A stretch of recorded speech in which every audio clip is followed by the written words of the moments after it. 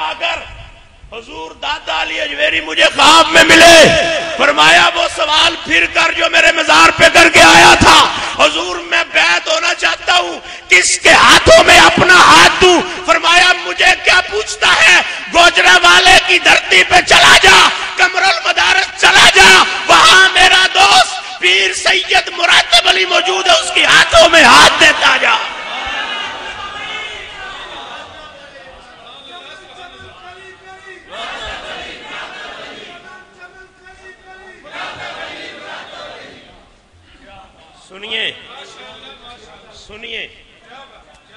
سنیے حضور داتا صاحب فرماتے ہیں بھئی اگر بیعت کرنی ہے نا تو پیر سید مراتب علی شاہ صاحب کی کر، جس کو سند ولایت کی گارنٹی، ولایت کی سند اور گارنٹی عطا کرے حضور داتا علی اجویری، وہ مر سکتا ہے؟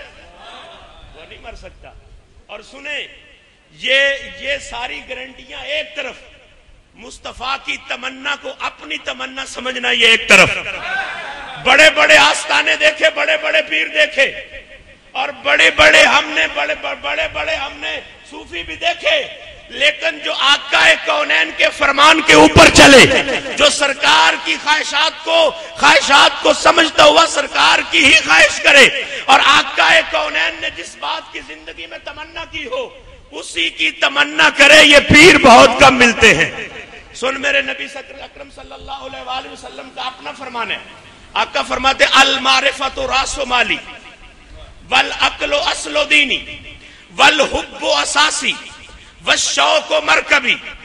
آقا کونین فرماتے ہیں معرفت میرا سرمایہ ہے، معرفت جو ہے وہ میرا سرمایہ ہے، عقل میرا اصلی دین ہے، رب سے محبت میری بنیاد ہے، اور شوق میری سواری ہے۔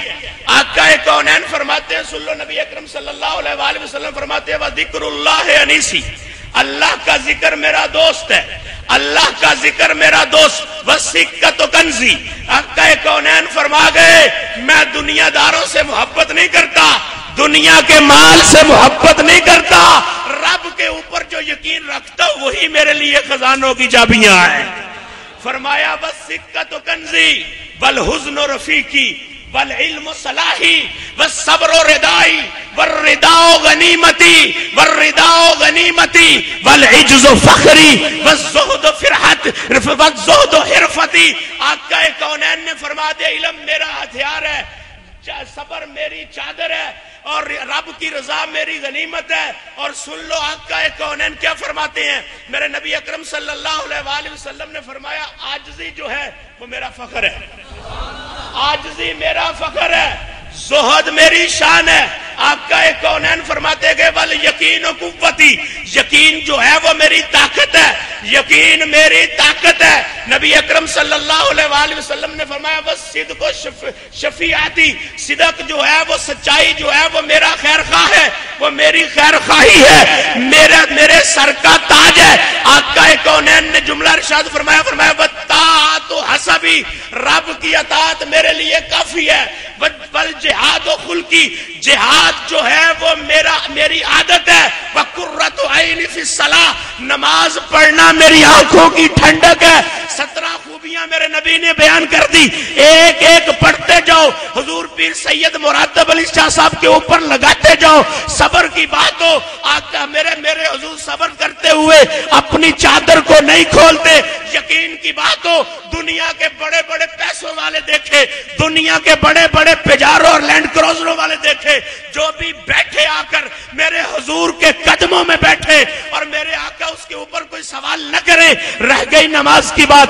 جس کو ہم بھولے، اتنی بیماری کی عالم میں بھی آج بھی جس حالت میں تم دیکھ رہے ہو، اسی رمضان میں فرض نماز تو کیا 20 رکعت تراویح بھی پورا مہینہ پڑھ کر زمانے کو دکھا دی ہے۔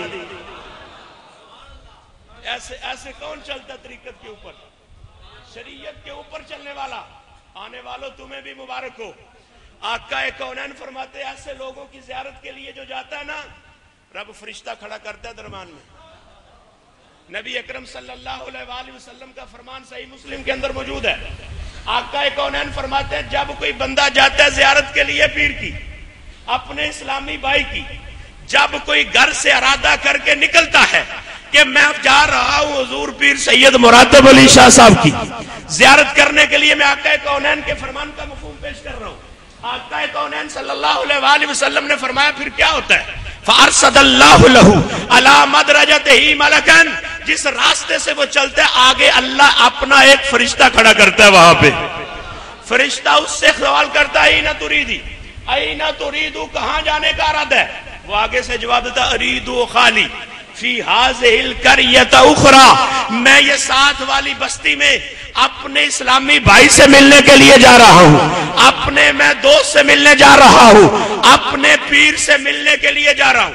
مرید صادق نکلا ہے پیر صادق کو ملنے کے لیے، راستے میں رب نے فرشتہ کھڑا کر دیا ہے، فرشتے نے کہا بتا کدھر جا رہا ہے؟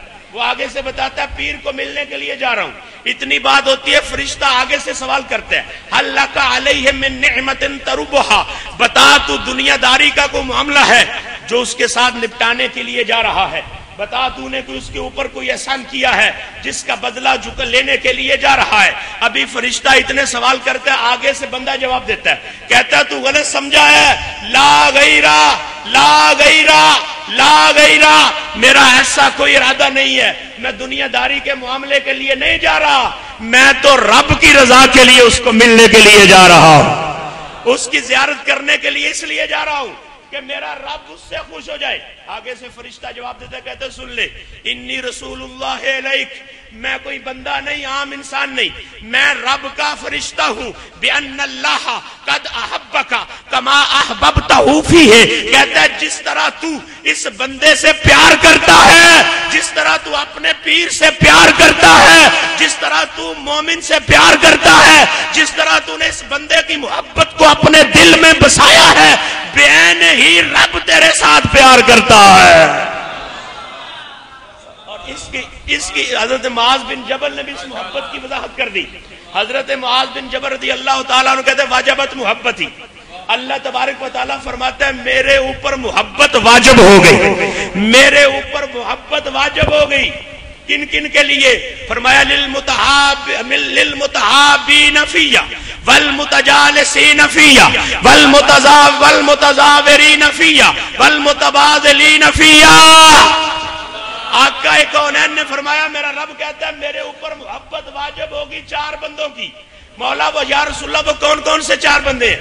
آقا کونین نے فرمایا وہ چار بندے وہ ہیں جو رب کے لیے ایک دوسرے سے محبت کرتے ہیں، جو اس لیے پیار کرتے ہیں میرا رب میرے اوپر راضی ہو جائے، جو اس لیے آپس میں مل کر بیٹھتے ہیں کہ ہمارا رب ہم پر راضی ہو جائے، جو اس لیے ایک دوسرے سے پیار کرتے ہیں کہ ہمارا رب جو ہے وہ ہمارے اوپر راضی ہو جائے۔ یہ اپنے پیر کی زیارت اس لیے کرتے ہیں کہ پیر کی شکل میں ہمیں رب نظر آ جائے، اور جو آپس میں خرچ اس لیے کرتے ہیں کہ ہمارا رب ہمیں یاد آ جائے اور ہمارا رب ہم سے پیار کرنا شروع کر دے۔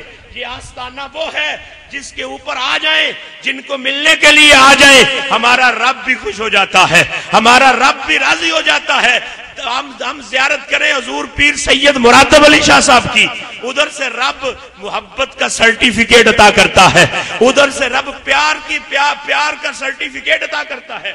اور ایک مرتبہ میرے حضور پیر سید مراتب علی شاہ صاحب نے مجھے فرمایا، میں عشاء کی نماز کے لیے نماز کے وقت مدرسے میں حاضر ہوا، این اس وقت حضرت اپنے کمرے سے باہر نکل رہے تھے عشاء کی نماز پڑھنے کے لیے۔